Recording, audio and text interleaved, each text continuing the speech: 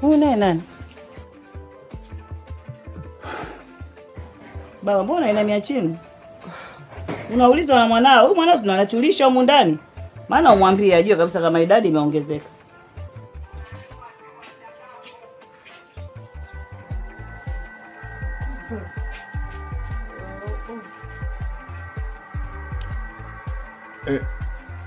Umekuja peke yako mama? Nimekuja na Taia, nimemtuma hapo dukani.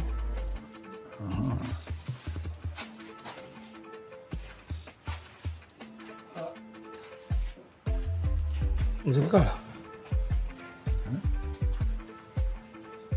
Naomba unipe nauli kidogo. Nataka kwenda hapo. Kuna rafiki yangu anaitwa Ndunda. Amepata kazi ya mazingaombo, kwa hiyo tunakwenda kufanya hapo mazingaombo kidogo. Mtume, Kobisi utapigwa mawe.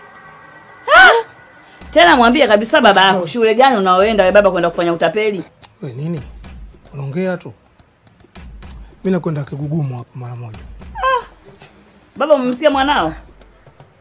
Hiyo Kibugumo hiyo ujue Kigamboni hiyo. Wewe Kobisi? Watoto wa siku hizi sio watoto 1900. Wana akili zao vizuri. Shauri yako. Wakiingia mule wanaingia na zana zao. Wanaingia pale wana ndimu, wana sindano, wanafanya chi. Basi wewe kila ukikurukuta nayo mazingaombo yako, wewe watakufilimba. Wakiangalia pale mazingaombo hamna. Wewe baba, hebu fanya kazi kwanza ya maana. Tafuta kazi ya maana kwanza ufanye. Kwenda huko embo chana mimi wewe. Mzee Kikala. Sasa ndapata msaada baba au hivi Nikupe hela ya nauli ukafanya utapeli. Si nitakuwa nimeshiriki kwenye utapeli huo. Kobisi, kwanza naomba remote yangu na chaja. Kobisi, umechukua remote na TV ndani?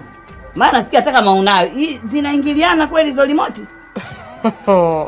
Sasa unaenda vipi wewe? Muone kwanza mwizi wewe. Hilo. Hebu tuendege Mashavu, nitakosa mimi sadaka kwa msikitini. Ankali.